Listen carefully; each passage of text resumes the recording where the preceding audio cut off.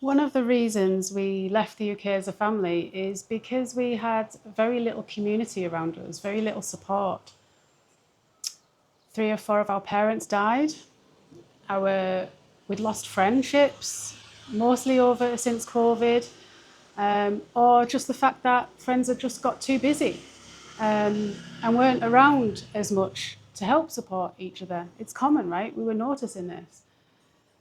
We home educated our kids, and the home education groups were depleting. People weren't showing up and committing to the groups anymore.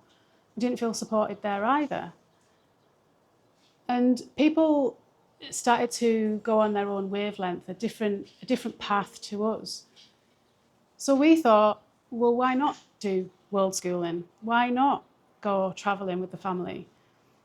Let's go find our community. Let's go find our people. So that's what we did. And we've been doing it, getting on for 4 months now. So in this video, I'm going to get into why the right community matters to me.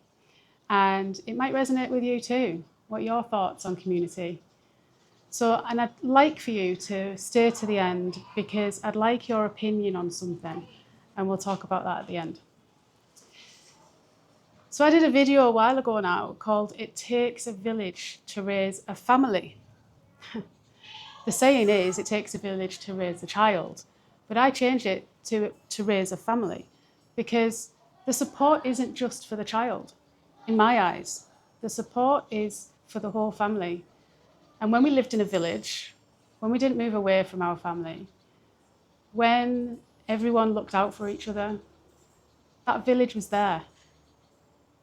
But with careers and jobs and other responsibilities, our family has fragmented. So does family even mean blood family now? Or can it mean something else? And that was kind of what we were on the search for. I mentioned a few reasons as to why our support or community had depleted over the years. So 3 or 4 of our parents had died, and that left a big hole. You know, they died before we even had kids. So we felt like we were doing this a lot on our own. We had, like I say, friends, still really good friends that are back in the UK that we do keep in touch with and keep in touch with us, which is great. But there were few and far between. You know, I think when you go through rough times, you realise who your real friends are, right? And like I said about the home education, it just sort of fell apart. We weren't having that support anymore. I might lose some of you here because I'm going to talk a little bit about astrology.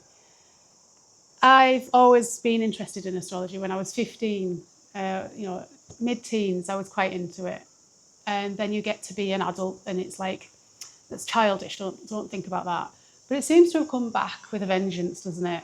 Things like tarot, astrology, all these things. And I'm like, oh, is it okay to like that again? So I've started delving into that a little bit more. I'm a Sun, Leo, and I started wondering why I wasn't portraying like everything about Leo.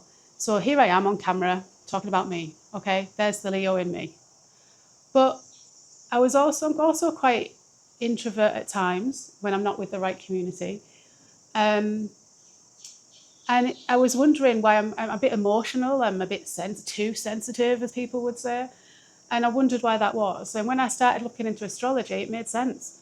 So my rising sign, how other people see you, is Cancer. And Cancer is known for family.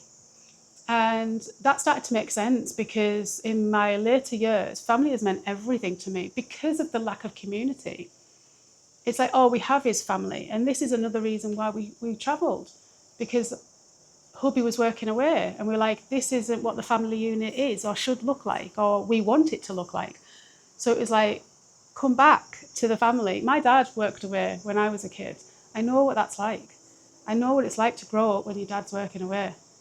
And it was history repeating. So we had conversations and we said, let's do this. Let's go traveling as a family, have the support of each other.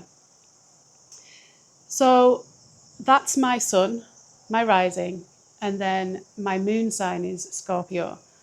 And Scorpio is all about deep thinking and feeling. They talk about deep stuff, not superficial stuff. And that's me too. And that's why I set up this channel. Because we often get told, stop overthinking, especially as a mindfulness teacher, you talk about thinking too much, let your thoughts pass. But I started to think, well, what if that's me? Like, you're too much, you're too sensitive. Why? Who says it too much? What is the too? What is the line? Who says that? It made me think about my time experiencing grief. You either grieve too much or not enough based on somebody's perspective. Who puts that line there? So if I want to be an overthinker, I'll be an overthinker. It's part of my character. It's who I am. It's the Scorpio in me, right?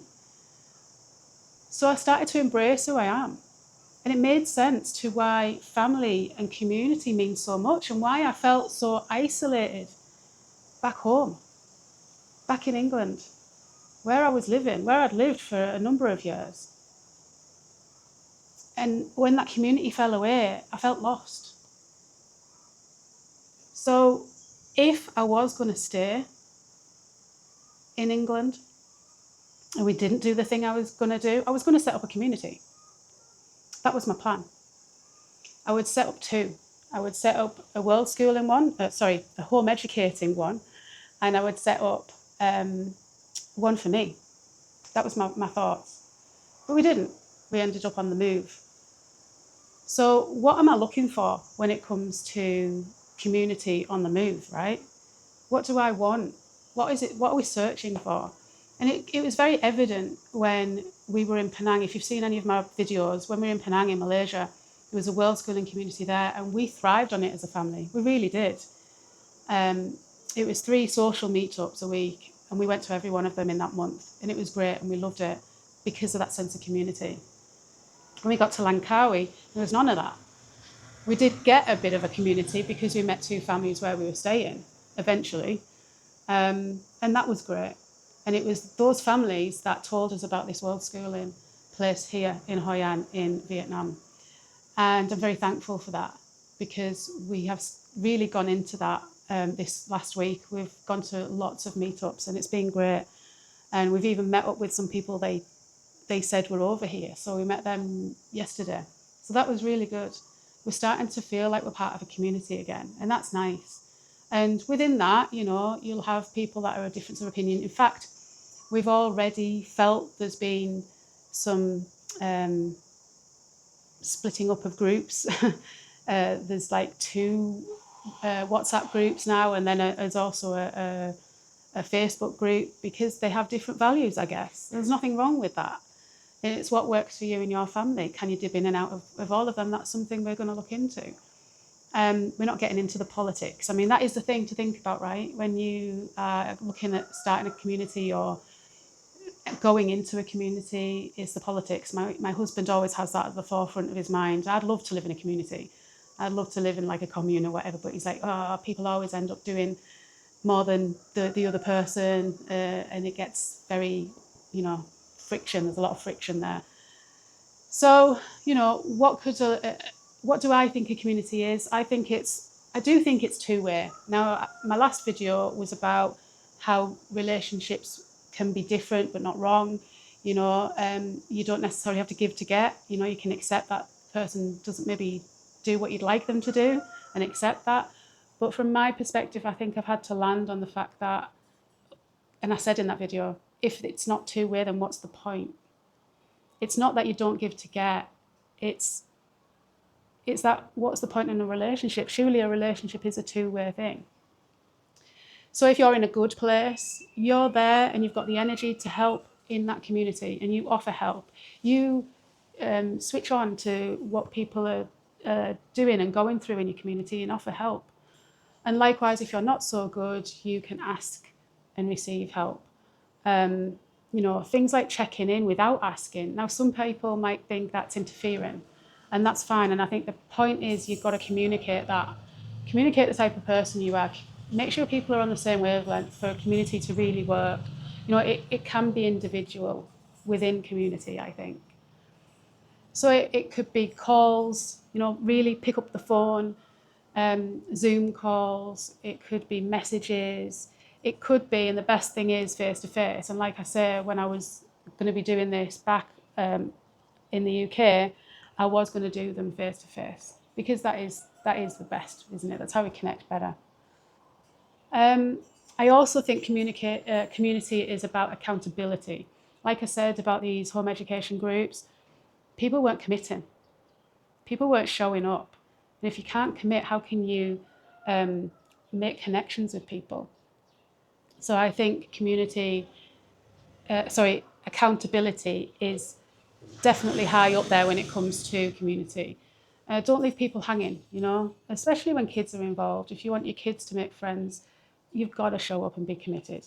So my 3 C's that incorporate community is consistency, communication, and connection. And when you have all those 3 things, I think you get community. And before I go into why I've asked you to stay at the end, I want to say thank you to the subs, or to you just watching here today. A big thank you for staying with me. It's been a long journey of me being on this channel, and I've loved it. I've really enjoyed it, and I really have grown on this channel myself. I've had a few new subscribers from my Malaysian reflection videos, so I want to say thank you to those people just joining me.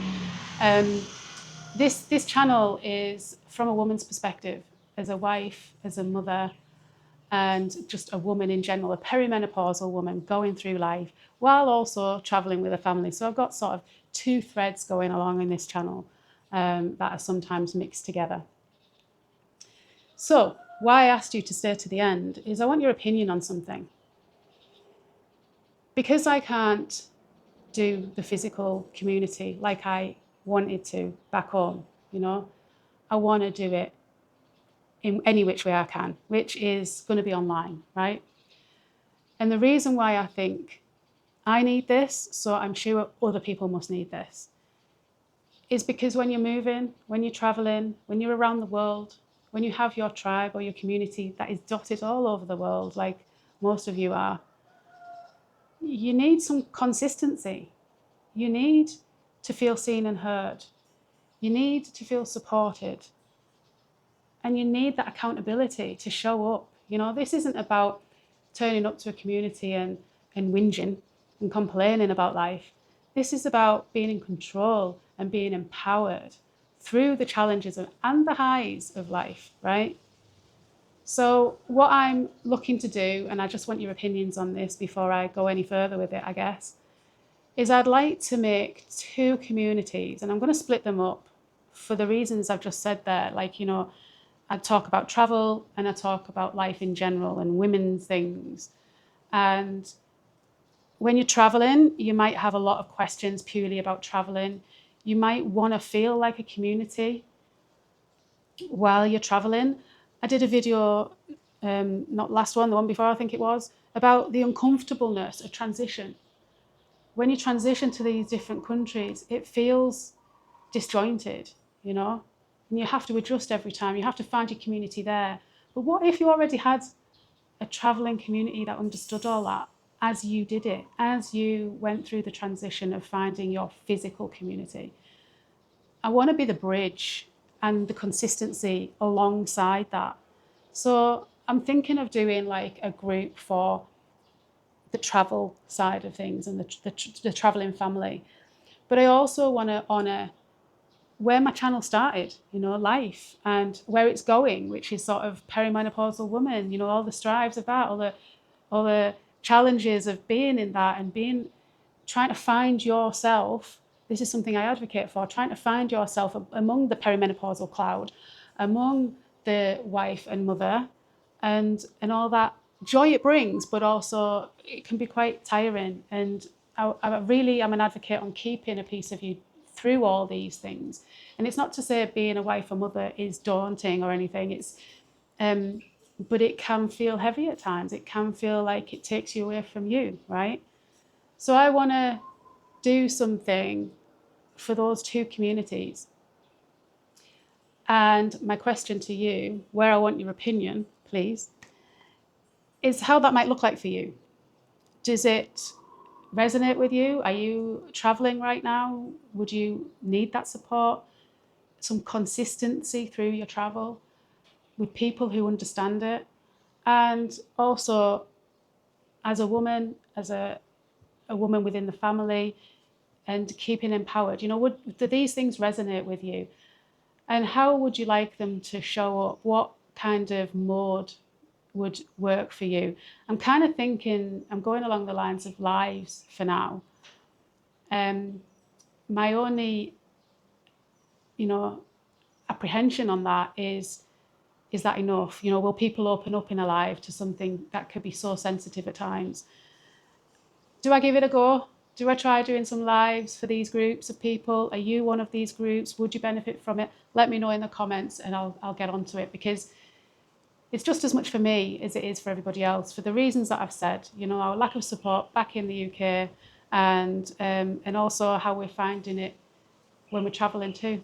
So let me know your thoughts. That's why I think community matters from my point of view, and why I'm searching for it. And could you be in my community? Thanks for watching. Much love. Bye for now.